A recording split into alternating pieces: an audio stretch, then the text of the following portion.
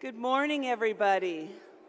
Good morning and welcome on this snowy morning. It's wonderful to see you all here this morning. Thank you so much for coming. My name is Sarah Bolton. I'm the president here at the College of Wooster. I use she, her, hers pronouns, and it's my great pleasure and honor to welcome you today to the College of Wooster's 6th annual celebration of the life and legacy of the Reverend Dr. Martin Luther King, Jr. I want to start by thanking all of the speakers, performers, and organizers of today's important events. As you know, those continue after our gathering this morning and throughout the day through important opportunities for conversation and learning. My special thanks go to Amanda Paniagua and all of the Martin Luther King Day Committee who have worked so hard to create a program that I think is powerful and particularly important today as we face challenges on our campus, in our community, and in our world that require our urgent attention and commitment. Dr. King's life was taken, he was murdered, just over 50 years ago in 1968. But our reflections on his life are not only about history. The issues that Dr. King fought for matter tremendously to us today. And the struggle to create an inclusive, egalitarian democracy, one that's free of racism and discrimination, is urgent. It will take all of us to move forward. So today we reflect on our own lives, and we reflect particularly on the actions we must take individually, personally, as well as collectively, through the lens of Dr. King's life and his message. Dr. King was a brilliant minister. He was devoted to equity and fought tirelessly for justice. He articulated powerfully the truths about our communities, their gifts and their injustices, and the actions necessary to improve them. He built and led coalitions that both brought attention to racist Jim Crow laws and succeeded in changing them. Dr. King was exceptionally courageous. He continued his work in the face of repeated and escalating racist violence throughout his life. Dr. King's last book was published 52 years ago, and it had this title, Where Do We Go From Here? Chaos or Community? That book was written following the legislative victories of the early 60s, which began to unwind legal segregation and to enforce the right to vote. But despite that crucial progress, the situation of most Black citizens remained profoundly unjust, with segregation of schools and businesses and housing, as well as open and covert racism. Dr. King's book, I think, was deeply prescient, and in many ways, through many parts of that text, it reads as if it could have been written today, as we face persistent structural inequality, white supremacy, and racist violence, as well as the kinds of backlash to progress that Dr. King talked about. Dr. King asked in his book, what actions will improve these circumstances? What actions can we take? And he describes a variety of things that we can do. He talks about the importance of nonviolent protest, of raising voices, as well as the importance of the role of laws in insisting on equitable community. And he insists also on the absolute necessity of the transformation of individual, personal perspective, especially among those who hold privilege.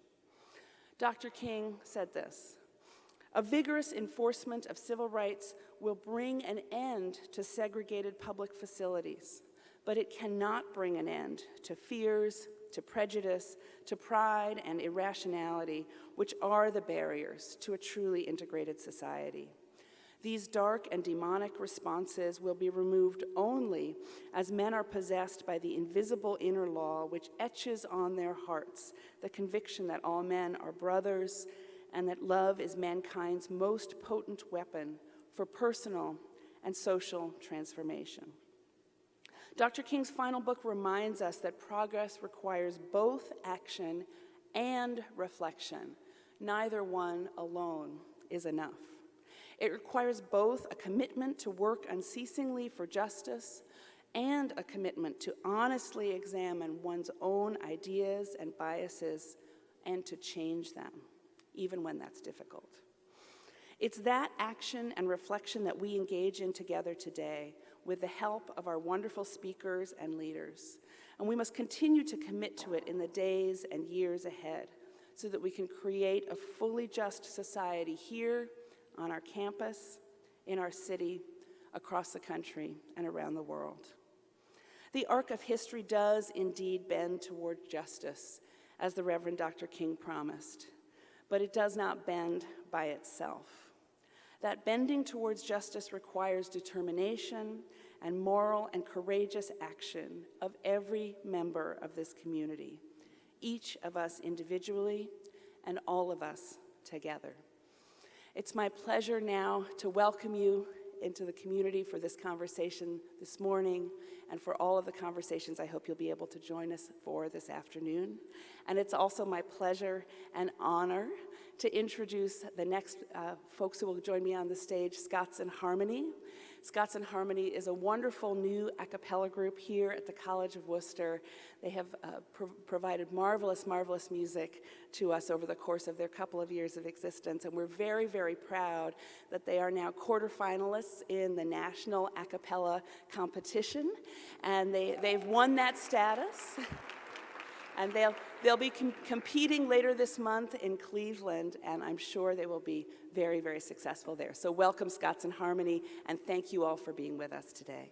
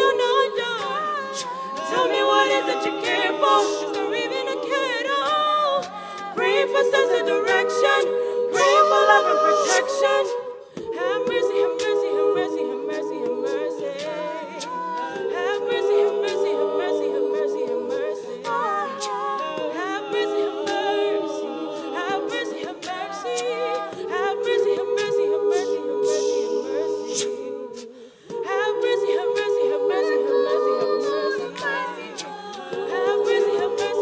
have mercy, have mercy.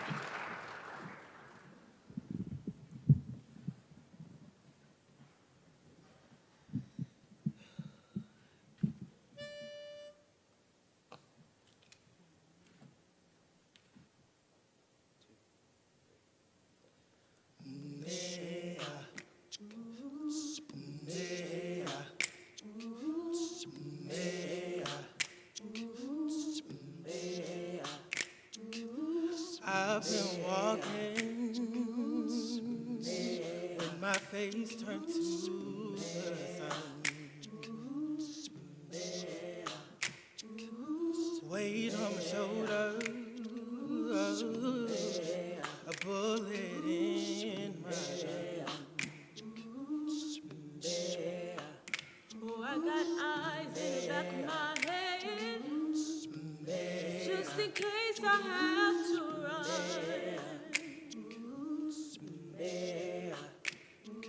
I do what I can, when I can, while I can For my people, when the clouds roll back and the stars fill the night, that's when I'm gonna stand up. Take my people with me. Together we are going to a brand new home. For across the river, you hear freedom calling, calling me to answer. Gonna keep on keeping on. I can feel it in my bones.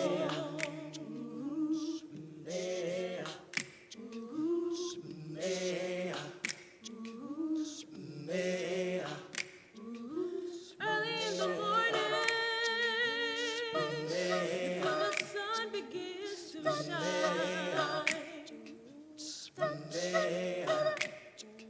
We're gonna start moving towards that separating line. I'm wading through muddy waters. You know I got a made up mind. And I don't mind if I lose any blood on my way To salvation, and I'll fight with the strength that I got until I die. So I'm gonna stand up, take my people with me. Together we are going to a brand new home. For across the river, calling me to answer. Gonna keep on keeping on.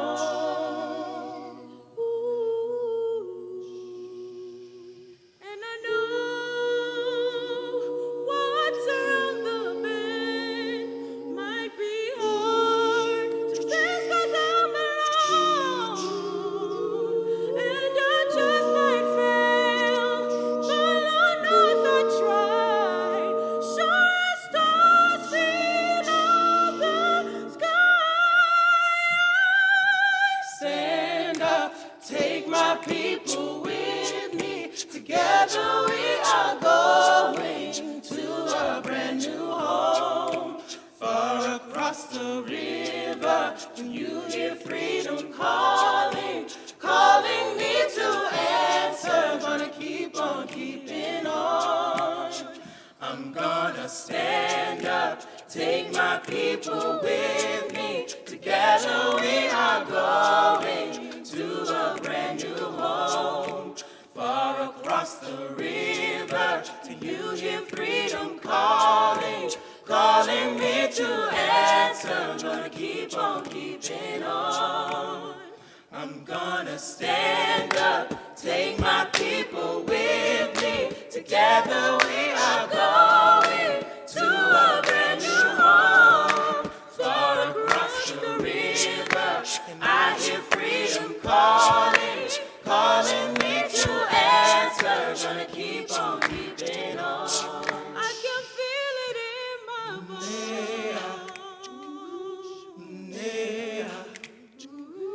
I go to prepare a place for you. I go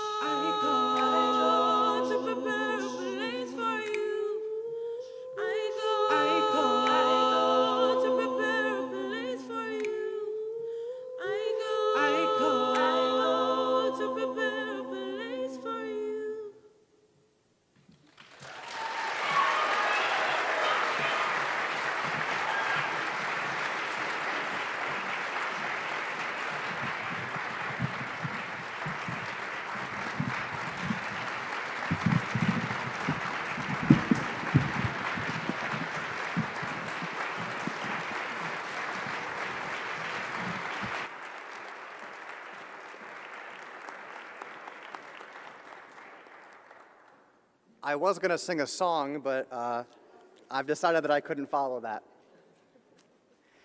As the college's Director of Experiential Learning and Community Engagement, it always gives me great pleasure to acknowledge all of those from the broader Wooster community that have contributed to today's events. And this year is no exception. We have 8 community partners that are providing over 225 individual service opportunities on campus today, multiple partners who are contributing to our justice dialogues. The Wooster Orville NAACP is, of course, running their annual MLK dinner this evening, which will feature the remarks of class of '89 alum, Dr. Davis Hauk. There they'll also announce the winners of their annual essay contest. This year, they received over 1,000 essays on social justice from youth all around Wayne County.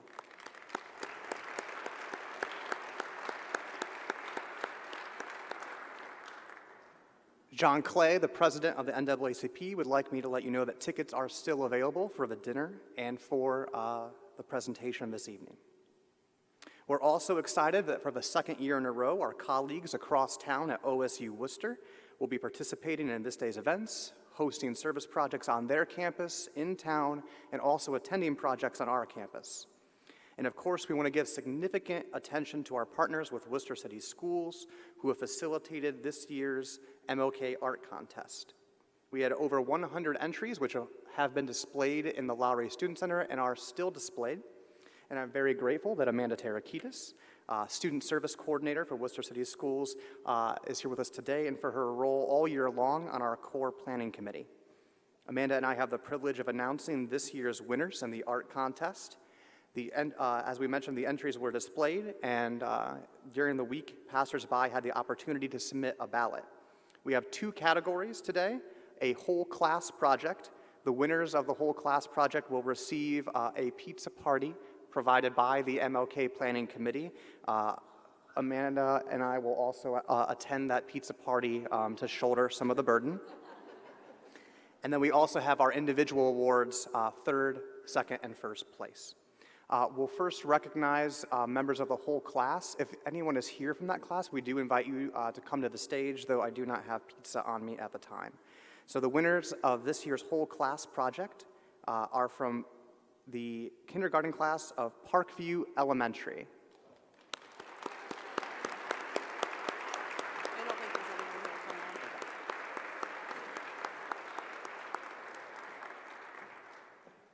Our individual winners' artwork is displayed, as well as the classroom artwork here on the side. And so we do invite the winners to come forward to the stage at this time. They will receive a certificate from Amanda, along with a College of Wooster hoodie that we hope to see them wear upon their graduation when they attend here. Shameless plug. In 3rd place, Brooke Ritchie.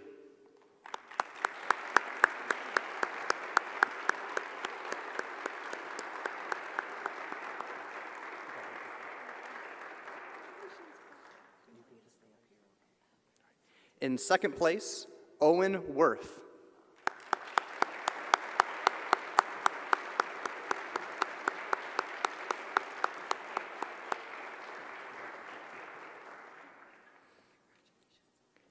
And in 1st place, Olivia Aarons.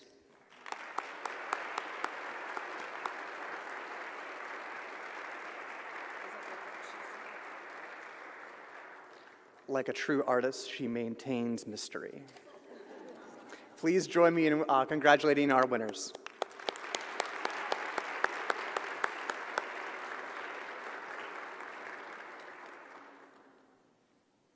And now, it gives me great pleasure to introduce to you the recently elected president of the newly reestablished NAACP Youth Chapter right here on the College of Wooster's campus, Estrella Bailey.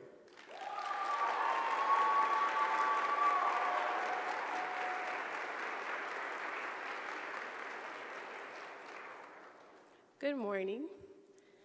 I'm so delighted to be in front of you all today. It's a great honor to speak about the legacy of the Reverend Martin Luther King Jr. I'd like to begin with a quote from Dr. King. "Darkness cannot drive out darkness, only light can do that. Hate cannot drive out hate, only love can do that. His message of nonviolence protest, and equality is as pertinent as it was in his lifetime as it is now. Also pertinent is the truth and power behind that message, and the need we still have for it in our society, even in this new decade. As we commemorate this Martin Luther King Day, we are reminded through media, our community, and even our own college campus that we still have significant racial issues in our country. The marches, protests, and division among friends and families show that racism and discrimination did not end with the civil rights movement. Indeed, there is still much work to be done today. 2020 may be a new year, an opportunity for a fresh start, but I believe this is the year of clarity. I know we hear it all too often, but the possibilities we have in our own possessions are enough to make the change we're so desperate to see. My generation has been the spark of change our country desperately needs. Quneitra Woods is the 18-year-old from my hometown of St. Louis, Missouri, that rallied for gun reform because military-grade tanks were rolling down the streets of our backyards during the Ferguson protests. Mary Coppney, the 12-year-old who stood up to legislators because of the unclean water the government has still yet to find a solution for in her predominantly Black neighborhood. These two young Black activists and many more around the country are living testimonies of Dr. King's message to us, that we are the progress, the transformation we long to see. Dr. King's message hits close to home for some of us. The dedication and persistence of student leaders on this campus has not gone unnoticed. We as a collective community have put our pain to a purpose and have victories to show from them. Pure grit and passion are enough to make a change. Today I want to celebrate the legacy of Dr. King, yes, but I want you to do more than that. I want you to question yourself and be honest with your answers. I want you to educate yourself about the history of how far we have come. I want you to read new information from perspectives that are new or different to you. I challenge you to get out your comfort zone. I want you to try to cross the color line and talk with people from a different racial or ethnic background. It is easy to hear the words coming from someone, but it's hard to take a minute and listen to their message. Listen to their perspectives and experiences with an open heart and an open mind. Imagine how you'd feel in their situation. Can we try to bridge the gap that still separates people in our communities? Can we embrace our fellow peers and work to ensure that we are not divided but rather united? Yes, I believe we can, but it surely does start with us. Dr. King and the other leaders of the civil rights movement helped to bring about massive changes in America, but their work was not finished. Here we are years later, and the struggle still exists. As a country, as a people, we need to continue to work to ensure equality, opportunity, and justice for all. This is our work. When the 2020 MLK Committee Chair Amanda Paniagua heard Kimberly Braswell speak at the Ohio Diversity Council's Emerging Leaders Summit in February of 2019, she knew Kimberly would be a dynamic and powerful keynote speaker for the college's annual MLK Day celebration. A native of Columbus, Ohio, Kimberly Braswell is a trauma-informed social justice consultant with over 15 years in the community building and advocacy. Kimberly's expertise lies in resiliency efforts, the reduction of non-academic and non-occupational barriers to success, dialogue facilitation, strategic planning, collaborative team and relationship building, training and professional development and event planning. In 2010, Braswell launched her consulting company, Chemistry LLC. Chemistry specializes in reshaping fit perspective by examining the intersectionality of equality and inclusion, behavioral health care, and holistic wellness for a trauma-informed experiential application to human engagement. Through chemistry, Braswell delivers highly interactive keynotes and designs trauma-informed workshops through the practice of mindfulness and storytelling. Some of you may have experienced her workshop yesterday. Braswell is currently working to launch Eden Grooming Order, a grooming provider that will integrate behavioral holistic health services, products, and directly into the barbershop. In addition to Chemistry in Eden, Braswell serves on the organizing director of the Freedom Bloc, a Black political organizing group, the Justice Director with Hope City House of Prayer, an endorsed and equality consultant with the Ohio School Board Association, a convener of monthly conversation series for restored citizens and a support circle, as a partner advisor for Mbube Institute. Outside of social work, justice work, she is also a graphic recorder, performance and visual artist, and blessed mother of 2 daughters. Please put your hands together to welcome Kimberly Braswell.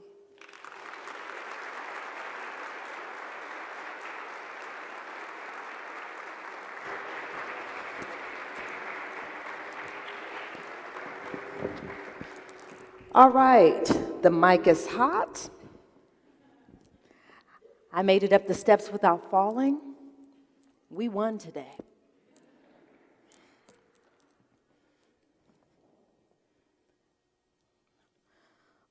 All right, so I'm going to move about a little bit. I don't like standing in front of podiums because I feel like it puts me too far away, and it feels like a power differential. And so I want to believe that we're just all sitting here together. So I want to honor a tradition of the Akan people of Ghana. And so if we were truly doing that, what I would do before I begin is asking who believes they're possibly the oldest person in the room? Wave at me if you think it's probably me. It's okay. It's a badge of honor. You're on this side of the daisies. Who thinks they're the oldest? There's a reason why I'm doing this. I'm not going to call you up. I'm not going to make anything embarrassing happen. Just wave at me if you think you're one of the elders in the room. All right. I see a hand there. Anyone else? I see hands. Okay. So if I was honoring the tradition of the Akan people of Ghana, what I would do is before I begin, I would ask the permission of the elders in the room to begin. Yes? All right. Here's the reason why I'm doing that. So we're here. You braved the cold so that we could come together, have some fellowship about the legacy of MLK, right? Reverend Dr. Martin Luther King Jr. And so here's the thing. We actually stand on the shoulders of those who have done this work before us. And so I wanted to honor the elders. And these are the people who are in the room. They're people who we don't see, and we don't always take the time. By the way, shout out to the young people. Love the singing. Can we give them a round of applause? Just want to almost jumped up here and sang too. Almost did it. So we honor youth, honor the babies who did the beautiful artwork, and we want to honor the elders, the whole timeline, the legacy that's being set here. I also want to give gratitude to the College of Wooster. Thank you for creating space for me to be here. I want to give a shout out to Amanda, my new homie. Thank you for taking great care of me. To President Bolton, thank you so much for hosting us in the household. And I want to give shout out to the committee. You did a tremendous amount of fantastic work to make sure this all comes together. I know what all comes with this. And I want to also, in thinking about the last work that King was doing, remember he was actually fighting for wages for service workers. So I want to make sure that we also honor the people we don't see, the service worker, hospitality folks, maintenance and custodial staff, the unseen people who are working in our lowest hourly wages who make this happen. So let's give a round of applause for them because they make this happen and they're unseen, right? That would have been his last work for us. And so the next thing that I want to do is I'm going to give us a couple vocabulary words because I like to make sure that we walk some stuff out. So what I'm hoping and thinking about what living the vision of Dr. King might look like, I think it would be celebrating the principle, the spirit of Ubuntu. Wave at me if you've ever heard of that word, Ubuntu. Ubuntu means I am because we are, right? I am a person through the existence of other people. You know what that means? We're all connected. We are all connected. And if we don't see the connection, it's easy for me to allow harm to come your way because I don't see my connection to you. I don't believe that my harm comes if you're harmed. But if I believe that your wellness means my wellness, then I have to believe that we're all connected. So inside of the spirit, the principle of Ubuntu, there are these two words that I'm hoping that we can practice. There will be a test at the end of this. So the first word, this is a greeting inside of Ubuntu. The first greeting for it is Sawabona, Sawabona, Sawabona. Let's try saying that, Sawabona. Sawabona is the greeting inside of Ubuntu. Sawabona means I see you. I see you. And not I see you like you have on a coat. I see that, right? Or like, I see your hair. Lovely. I like it, right? Sawabona means I see you in your wholeness, in your fullness, all the things that make you you. I take all of that in, right? Your good stuff, your bad stuff. And if you have a friend where you're like, my friend's a hot mess, but I love them, right? Because I've accepted that whole person. When we accept somebody as a whole person in their wholeness, in their fullness, the good, the bad, that is what we mean when we say, Sawabona, I see you. I see you. You are not invisible. You are here. You are present in this place. Sawabona. The greeting, the response to Sawabona is either Sikona or Shikoba. We'll practice Shikoba. Say Shikoba. So if someone says Sawabona, we respond Shikoba. Shikoba means I am here. I am here. The relationship between Sawabona and Shikoba is that before you saw me, I did not exist. Think about that for a second. Before you saw me, I did not exist. That means when you see me, you bring me into wholeness. You bring me into fullness. You bring me into existence when you see me, right? When you see me, you call me into the space and let me know that I'm here, I'm present, I'm worthy of being seen, I have value. It's a big deal, right? So, we're going to try it really quickly. And then, I encourage you to begin trying to walk this out. Okay, so, I'm just walking across campus. I see a couple hundred of my favorite friends. And I check you out. And I want to give you a little more than just a, hey, what's up, girl? So I say to you, Sawabona. And you say, yes. That was the draft. We're going to try it one more time. This time, like, with confidence, right? Like, you're like, I think she said Shikoba. I'm not really sure. Right. Trust yourself. You actually did it right. Okay. Sawabona. Yes. Thank you. You see me. Okay, we can get started. Give yourselves a shout out, a little pat on the back or a round of applause because you're like, I just did it. Right. It's okay to do that. You're like, that's me. I did that. Okay. So there's a big question that I wanted to put in the room for us to think about. And this deals with truly seeing people, what it means to see people and what it means to walk that out in practice, what it means to walk Ubuntu out in practice. And one of the questions that I wanted to ask you to think about is, if you knew the cost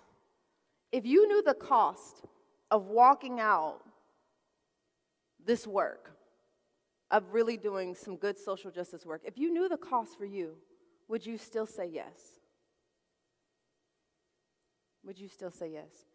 Wave at me if you have ever said or thought, I want to help people. Right. By the way, for those of you who are like, I'm not waving at you. I'm going to take that as, yeah, I've thought it before, but Kim, my arms are tired, it's early. So here's the deal. When we say we want to help people, there's usually a reason why, right? There's a reason why. Most times we have been through something, or we have a family member who's been through something, and we know what that struggle may have felt like. Whatever your story might be. Could have been health issues, could have been poverty, could have been race, class, gender, could have been all kinds of things. But whenever we go through something, we survive something, right? We have an experience, we move through that experience. Many times what happens is we say, I want to make sure that I create an environment, a circumstance that's better for other people, right? You agree with me? You're like, whatever, keep going, Kim, right? So here's the thing. When we do that, do we know what it's actually going to cost when we do that, right? Early on, I made a commitment in my career that I didn't want to do cultural code switching, or wanted to do as little as possible. I decided I want to show up as me. I went to 6 high schools in 2 different states. Anybody remember high school? Anybody would want to go back to high school? You know what question I asked someone, was it yesterday or maybe Saturday? Maybe it was yesterday. High school's one thing. Would anyone go back to middle school? Did anyone like middle school? I've never met anyone who's like, middle school's pretty dope. Did you like middle school? we need to rap afterwards. I need to find out what experience you had in middle school, right? So, yeah, we survived these things, but it's like, what would it cost? Because of all the school changes and all these different things that I experienced, I decided early on, I don't want to code switch anymore. I've tried on all these different identities, trying to see if I could make friends and make people like me. This is really early on, before I decided to just show up as me. And I decided if everyone dislikes me, at least it's normal because I know who I am, right? I can just be me. But there was a cost with deciding to be my authentic self in every space, right? Especially as I progressed and as I started doing social justice work, there was a cost for it. There's a cost for being honest about things. There have definitely been moments in my career where I suffered consequences because I decided to be my authentic self in workspaces. I decided to tell the truth about things. I decided to dig into stories, try to find root cause. There were consequences for that. There were times when harm came to me. There were times when I wasn't home. There were times when my daughters wanted me to just be playing Barbie dolls with them, but I'm fighting the power somewhere. Consequences. There's a cost. There's a cost for making a decision to serve, to support, to show up for community. And so my question is, if you knew what the cost was for you, would you still do it? Think about your stories. Think about the things that you've experienced. Think about the struggles that you've gone through. And I was just talking with some students about this last night. What if I told you that some of the most challenging things that you've experienced in your life are actually the fuel for the passion that you need to find out what your purpose is for the community? We have some parts of our stories that we avoid. There was a lot of pain in that story. I don't want to touch that thing ever again. But what if I told you that those pain points, if you could get healthy enough to touch on those pain points, to know what that story is, to be able to deliver that story, to share that story, to be in fellowship with people, to be able to see people as whole people because you allow them to see you, that's the source of true walking out this justice work. Because any of you ever show up to help somebody, can you truly help someone if you don't know their business? Don't you have to ask a million questions? You ever help a little child who's struggling with something? What are you doing? Where are you supposed to be? Where's your mom? Where do you live? All these questions you need to know. How many times, especially when we get to this point, some of you have been doing or are going to be doing service projects. How many times are we doing service, community service, and we actually are in exchange, in fellowship with the people we're serving? Do we know the stories? I remember several years ago, I was somewhere and they were going to be delivering food to people who were dealing with hunger issues. And I wondered, when you deliver this food to them, will you pause and talk with them about their story? Will you listen? Will you share your story too? Or is this just a transactional exchange of food? Because there's like the food that you eat, but then there's this food for the soul. And are we restoring humanity and reminding people, I know you're hungry, or I know you're dealing with homelessness, I know you're dealing with these things, but I remember you as a whole person, I see you as a whole person. Are we creating the space when we're deciding to serve people for an exchange of humanity, remembering this is a whole person in front of you? And you might be meeting them in the worst moment of their life. I do a lot of my community work with restored citizens, formerly incarcerated people. Lots of work with formerly incarcerated people.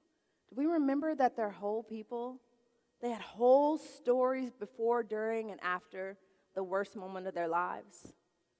Do we create spaces that feel safer or braver for people to show up as who they actually are? And when that happens, did you show up?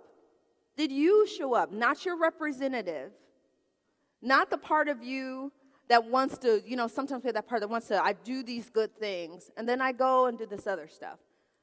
Did you show up? Did you practice sawabona and sikona? Did you practice ubuntu? Seeing your relationship and your connection with the person standing in front of you, realizing in a moment's notice something could happen and you might be in that situation. What is sourcing your desire to serve? And are you healthy enough to sustain the service that you want to give to people? Are you healthy enough to do it? Not just physically healthy, but emotionally healthy enough to support the service that you want to do for people. So we have this word inside of social justice spaces, trailblazers. Anyone ever say or think like, that person's a trailblazer, right? Say it too, like trailblazer. I just feel like it should be like dramatically said, trailblazer. That person's a trailblazer. I want to pose something to you, that we glorify the role of being a trailblazer. And I have had some spaces, and I don't always believe, but I have some spaces where I or friends, colleagues, mentors of mine have been referred to as trailblazers. But I want to submit to you that being a trailblazer is grueling, and it's gut-wrenching, and it's painful. It's really difficult to be a trailblazer. I want to paint a picture for you. Imagine this. I'm not going to tell you to close your eyes because it's cold and it's early. You might close your eyes and be out, right? So just imagine, if you will, a picture that I want to paint for you regarding trailblazers. So imagine that you are in a field. Woods, bushes, debris, brush, thick vegetation. But you have a vision of something that could be in that space. And so you say, you know what? I'm going to dig up some of this nature and make a pathway. There should be a trail here. There should be a pathway here. So I'm going to create space for this. And so you use your physical strength and you take down these trees and this brush. You rip up the rocks and the weeds to create this pathway. You can imagine that in doing this grunt work, your body would get bruised and battered. Anyone ever do some serious yard work? Not like I cut the grass and we're good, right? Not even like, no, I did more. I actually laid down mulch. No, I mean serious yard work. Anyone ever get in there where you're like, yo, I came back with injuries after yard work, right? I literally hurt myself in the process. Think about that times 10. Like you're in here really just creating this pathway for something to exist in the middle of nothing. Your body gets broken up doing it. Truly bruised, battered, bloody in the process. Scrapes, scratches, all of that. And it might even be that someone gets angry with you because you did it. You took up all these trees, all this green space. This was so beautiful, and you just messed it up. It was so beautiful, and you just made this little dirt, nasty path in here. But you can see something that maybe they can't see. And then as a visionary, you create the pathway, and you might move on to do whatever your next good work is.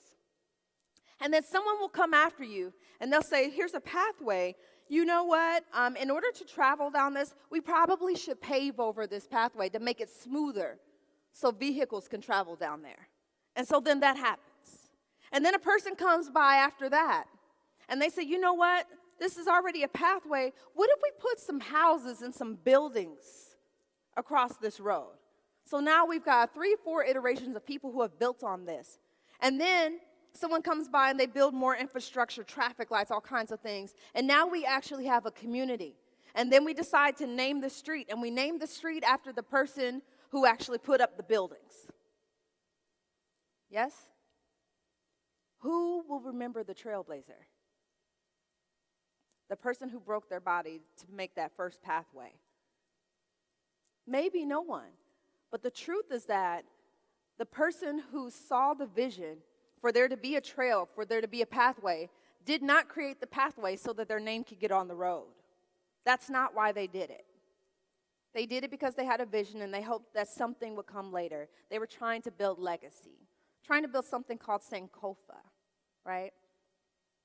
Create something, and then hopefully those who come after will move forward but honor the legacy that you were trying to create. Do you know what the cost is to create pathways? And if you knew what it would cost you, would you still say yes? Would that trailblazer still say yes to creating that pathway if they knew no one will even remember how much pain it caused you to create this. But good things will come later, maybe 2, 3, 4 generations later. The symbol for Sankofa in the Adinkra Ghanaian Index of Symbols is a bird. And the bird is traveling forward and looking backwards, and it has an egg in its mouth, and the egg symbolizes legacy, carrying the legacy moving forward while we go back. Sankofa literally means to go back and fetch it or to go back and get it. As we're moving forward, in the work that you're doing, in the ways that you decide to serve and support people, the ways that you decide to help, are you thoughtful about, in whatever you do, whatever you don't do, what is the legacy that you're creating? What is the pathway that you're creating, and what is the cost of that? And if you knew that there would be consequences and costs for deciding to stand on the right side of whatever you decide to do, would you still do it? So I want to share a quick story with you as I'm getting ready to stop about the civil rights heritage. Oh, by the way, really quickly, the cost. A couple things that people don't know about MLK regarding cost. So we think about the amazing work that he did for the country, how he sacrificed himself. Here's a couple things that people don't know. To think about how increasing it was. Did you know that Martin Luther King had a suicide attempt when he was 13? He tried to commit suicide when he was about 12, 13 years old. He suffered with depression. Everything that he did while battling depression. Did you know that? Did you know that that was part of the cost of what he did? Some of you probably know that he had been stabbed. So there was already an attempt on his life prior to, where he was stabbed with a letter opener at a book signing. And it was so close to his aorta that one of the journalists said that if he would have sneezed, he would have died. So his death was actually the second assassination attempt. Did you know that those who were closest to MLK, closer to his death, said that he actually had a tremor? He had a tremor. He was so stressed with the work that he was doing that he had a tremor. What is the cost? What was the cost in his actual physical body of doing the work? Did you know that when he died at 39 years old, the autopsy report said that he had the heart of a 60-year-old man? What was the cost on his body of doing the work? And I bet he would have still said yes. He would have still said yes. Would you still say yes if you knew what the cost was? And then that wasn't the only cost, right? The cost was also his children. The cost was Quneitra. There was a cost for it. So in thinking about also cost, when I think about legacy, honoring legacy, really quickly, I wanted to share with you that several years ago, I think in 2012, I did a civil rights heritage tour. There was a community project in Columbus that would take community members, put them on a bus, and we would travel starting from Columbus. We'd go to Cincinnati to the Freedom Center, and then we'd go all the way down to Atlanta. We'd explore different areas of the civil rights movement. And then we'd go to Selma, Birmingham. We went to Memphis. We went to Tuskegee. Went to all these places that were key points of the civil rights movement. And on this particular trip, I had to leave the tour group early because I had an engagement that I had to come to in Columbus. And so when the tour bus was leaving Birmingham, Alabama, anyone been to Birmingham, Alabama? Like a couple people. It's an interesting place, no? Yes. So I'm in Birmingham, Alabama, and the bus leaves. So the bus leaves is just me on a Friday afternoon in Birmingham, Alabama. Thriving metropolis, Birmingham, Alabama, right? And it was as quiet as this room right now. Hear that? That hum? That's how quiet the city was of Birmingham, Alabama on this afternoon. And if you can imagine, if you've never been there, imagine then some places in history that you've heard of are actually right beside each other. Have you heard about the church with the 4 little girls being bombed? Have you heard of Kelly Ingram Park where you've seen the people sprayed with the water hoses? Did you know they're across the street from each other? They're across the street from each other. when you see the picture of the people walking and they're up against the wall and the dogs are attacking them, that's all in the same block. It's actually all in the same block. And I was sitting there waiting for a taxi to go back to the airport, and the air, I could just feel the energy of the space. There had been so much that happened there. I was emotionally consumed by how many shoulders I stood on doing the work that I was doing. And I ended up calling my mother. I'm biracial. My mom is black and my dad's white. And my mom integrated schools in Columbus. And I thought it was just something just was happening in my body and in my spirit. And so I called her. And I told her where I was. And she started weeping on the phone. And so I think about that moment, and I wrote a poem for her about that moment, and I want to share it with you because I want to bring you into that moment and thinking about the legacy. And it's not just the names that we hear all the time, it's also people who quietly served and supported. So this poem that I wrote for my mother is called These 3 Words. I didn't understand my own voice, inherited from her, still gift-wrapped, just like new. She integrated school, dark on playground, nigger in class. Nuns said nothing, neither did she. Half-century silence, 50 years later, daughter takes trip, civil rights tour, freedom bus ride, sits inside history, Edmund Pettus Bridge, King's funeral wagon, trees with secrets, 4 little girls, dogs and hoses, Kelly Ingram Park, then it clicks. This was real. This really happened. Someone died here. From my voice, these same places, so quiet now. Silence is deafening. Called my mother from a curb. How are you? I'm in Birmingham. Her childhood flashed before eyes, a growing movement on the news every night asking, who died today? But this day, her biracial daughter calls from Birmingham, intact, empowered, free. Nothing but silence, her usual voice. She starts crying, and I understand. My voice came from my mom, from her mom, from Virginia plantations, passed down generations, parched vocal cords from colored-only water fountain drinks, muted by history until right now. Full-time voice, first time used, I'm her words. I'm her evidence the world changed, and she lived to see it. So I talk when she couldn't, make a promise.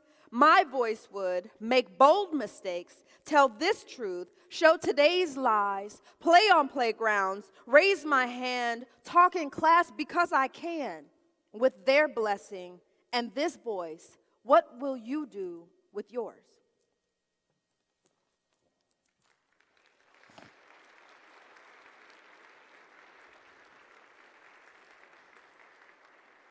So this is the last thing we're going to do before I get off the stage. We've got the Wooster Choir coming. It's going to be beautiful. Yeah, it is. And here's what I want us to do. There's actually kind of a prayer inside of the philosophy, the spirit of Ubuntu. And it's a call and response. So I'll say a line, you repeat it. But this is kind of like walking out the Ubuntu, like what it really means to be connected, to believe that we're connected. I believe that living King's vision futuristically means that we actually believe that we have linked stories, and it's our job to understand that when I take care of me, I take care of you, and then when you take care of you, you take care of me. It's the same thing. So here's what I want us to do. You're going to hate this, unless you really love it because it's MLK Day. I want you to link up with somebody. It'd be awesome if you were completely linked, but link up with somebody. Just a little arm. Just feel a connection with somebody. You know what's funny is as you're getting ready and you're linking up, what's really funny whenever I'm doing work like this especially when I'm doing like, hey, we're going to do some stuff and we're going to work together. People will like come and do team stuff, and I'm like, so talk to somebody, and they're like, ugh. I just wanted to like build fellowship and not talk to anybody. Is that possible? Can we do that, right? All right, so are you linked up? Okay, so whatever I say, I want you to repeat it, okay? And remember that this is just this Ubuntu prayer. This is reminding us that we're connected. You're connected to that person you're touching, right? If that person you touch that you're linked to fails, you fail. But if they succeed, you succeed. So we're going to do this together, and then I'm going to get out your way. Good news, right? Okay. I am because you are. You are because I am. I am the ancestor and the unborn. You are the ancestor and the unborn. When I fail, you fail. When you fail, I fail. When I thrive, you thrive. And when you thrive, I thrive. Wherever I go, I carry you. Wherever you go, you carry me. I recognize the Creator in you. And I hope you see the Creator in me. I am the ancestors' wildest dreams. I am the hope and the dream of the enslaved. I am because you are. You are because I am. I love you because I am you. I love you because I am you. I love you because I am you. Sawubona, College of Wooster. Thank you so much. We're going to have the Wooster Choir come. Thank you so much.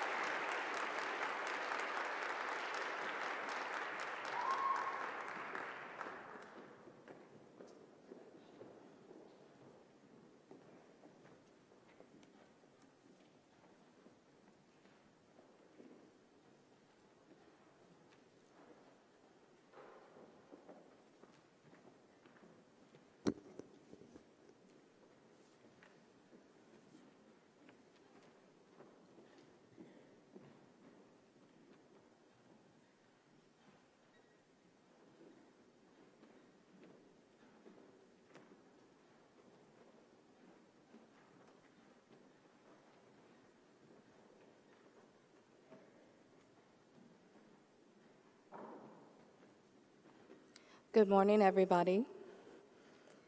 So can we please have another round of applause for our amazing performers and speakers today? I especially want to acknowledge our director of the Wooster Choir, Dr. Lisa Wong, and her piano accompaniment. That's always a hard word for me to say. Tony Shreve, I hope I'm saying that last name correctly. And I promise I'm the last speaker for the day. So my name is Amanda Anastasia Paniagua, bread and water in Spanish if you're ever unsure how to say it. I use she, her, hers pronouns. I'm the director of the Multicultural Student Affairs in the Center for Diversity and Inclusion, and I had the honor of being this year's MLK Committee chair. So I would like the members of the committee to stand if they're present and be acknowledged.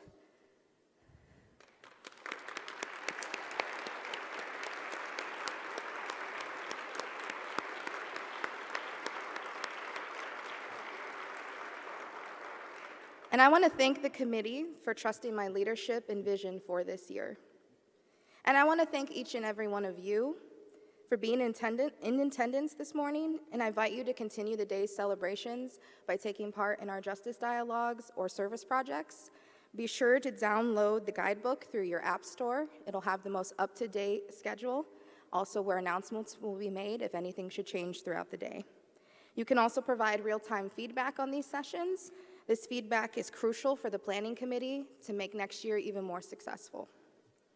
Immediately following my closing, our keynote speaker, Kimberly Braswell, will be available for a book signing, and her book will be available for purchase. So, how do I close such a momentous ceremony? How do I follow such talented and amazing performers and speakers?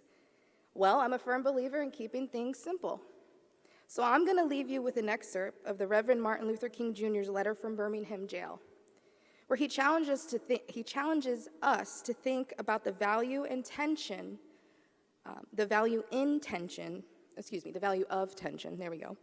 and dialogue. So this is the Reverend Martin Luther King Jr. You may well ask, why direct action? Why sit-ins, marches, and so forth? Isn't negotiation a better path? You are quite right in calling for negotiation. Indeed, this is the very purpose of direct action. Nonviolent direct action seeks to create such a crisis and foster such a tension that a community which has constantly refused to negotiate is forced to confront the issue. It seeks so to dramatize the issue that it can no longer be ignored.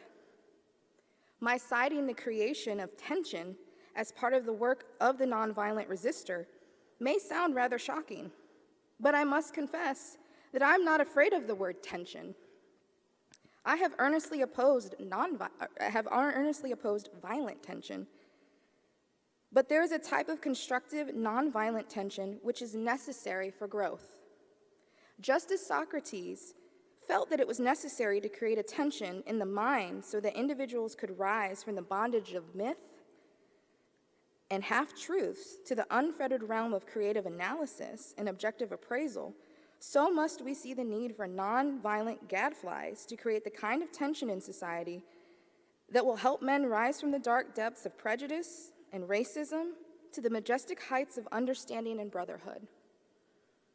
The purpose of our direct action program is to create a situation so crisis-packed that it will inevitably open up the door to negotiation. I therefore concur with you in your call for negotiation. Too long has our beloved Southland been bogged down in a tragic effort to live in monologue rather than dialogue.